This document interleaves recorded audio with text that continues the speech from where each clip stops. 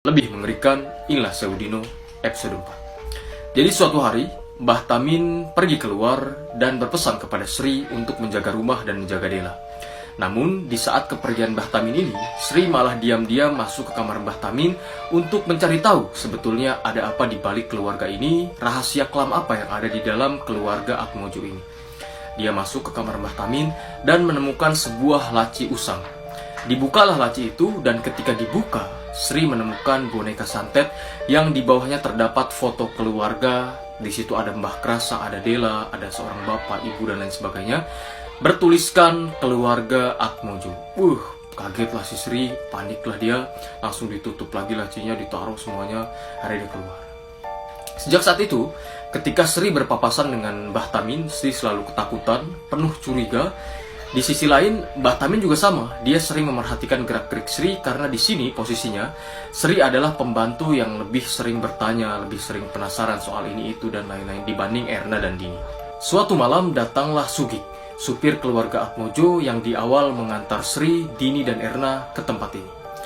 Entah kepentingan semendesak apa, sampai-sampai Mbah Tamin ini harus ikut Sugik. Nah, dia berpesan kepada Sri bahwa dia akan keluar mungkin untuk beberapa hari. Pesan Mbah Tamin, jaga rumah dan jaga Dela. Akhirnya Mbah Tamin keluar, pergi menembus hutan dan tidak terlihat lagi. Esok harinya, Sri ini masih dihantui rasa penasaran yang sangat banyak.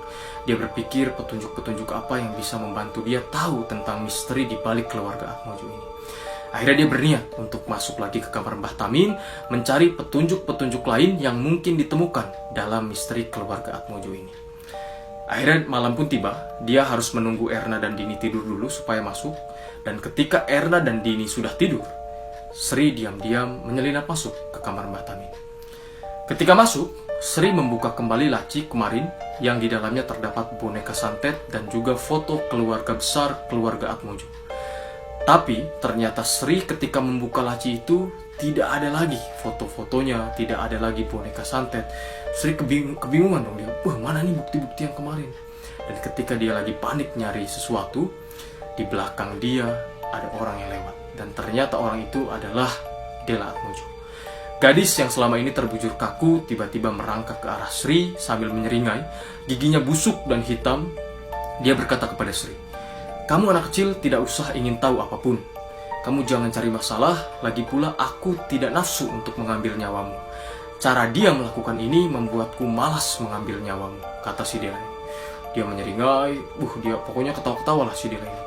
Dia berkata lagi si Dela kepada Sri, "Kalau kamu ingin tahu sesuatu, di timur rumah ini terdapat sebuah pohon beringin yang di bawahnya terdapat gundukan tanah. Galilah tanah itu, ada batu bertata yang bisa dijadikan petunjuk." Sambil ketawa-tawa tuh si Dela. Akhirnya Dela merangkak lagi ke kamarnya dan tidur lagi. Esok pun tiba. Mbah Tamin belum juga pulang dan para pembantu mengerjakan pekerjaannya seperti biasa. Namun, si Sri ini tiba-tiba mengeluh sakit dan pamit ke kamar. Dan Dini sama Erna mengiyakan, ya udah ke kamar istirahat.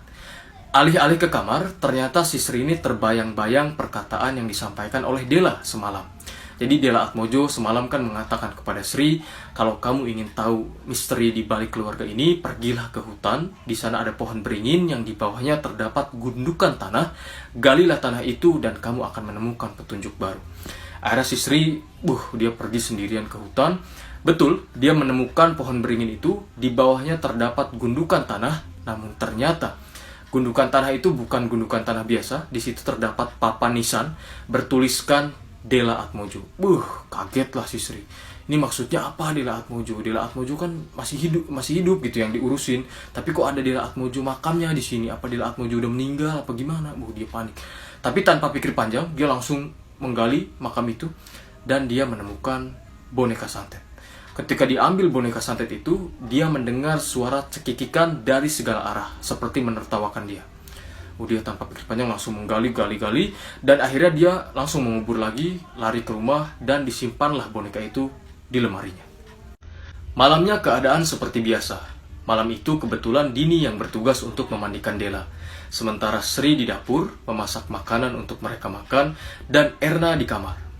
Nah, ketika Sri ingin menghampiri Erna ke kamar, kagetlah si Sri melihat Erna sedang memainkan boneka santet yang diambil Sri dari hutan. Belum sempat Sri menegur si Erna, tiba-tiba terdengar teriakan yang sangat kencang dari kamar Della, teriakan dari Dini. Ketika Erna dan Sri datang menghampiri Della dan Dini, terkejutlah mereka. Si Della lagi merangkak muntah-muntah dan dia memuntahkan potongan telinga Dini. Betul, dia menggigit telinga Dini sampai putus. Si Dini ini meraung-raung kesakitan. Dilihat-lihat oleh si Sri ini, bener-bener darah seger keluar dari sini, telinganya hilang satu, dan si Della ini lari keluar. Di situ paniklah suasana. Sri pun bingung ya, si Della hilang ke tengah hutan. Dia mengajak Erna, gimana nih? Si Della hilang, kalau Mbah Tamin tahu kita bertiga bisa dibunuh. Ayo kita cari Della keluar gitu. Nah, si Erna tambah marah.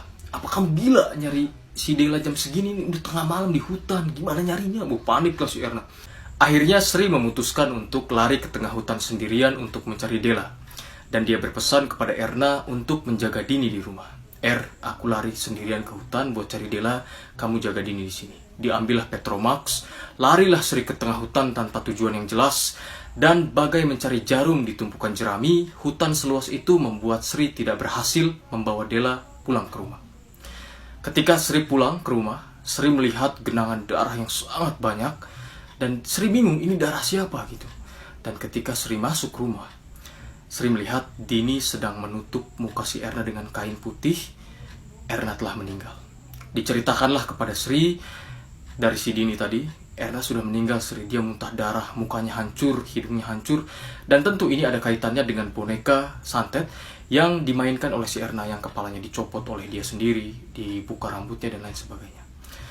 Tak lama kemudian, karena malam berakhir sangat tragis ya, setragis itu, tak lama kemudian Mbah Tamin dan Sugi pulang. Sri kaget, Mbah Tamin ternyata menggendong si Della. Nah, dia sudah berpikir kemungkinan besar ini Mbah Tamin ini tahu semuanya.